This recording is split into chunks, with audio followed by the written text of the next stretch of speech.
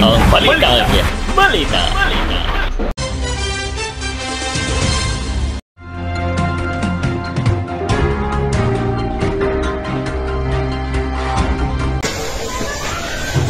Sa ating balitang balita, niyanig na 7.6 na lindol ang Davao Oriental mga kaibigan, at talagang ito ay tumama sa east na karagatan ng Davao Oriental mga kaibigan.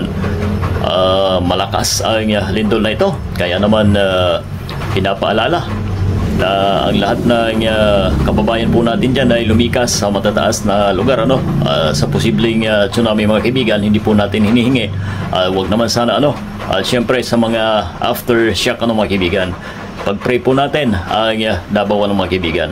Thank you, and ingat po tayong lahat mga kabalita.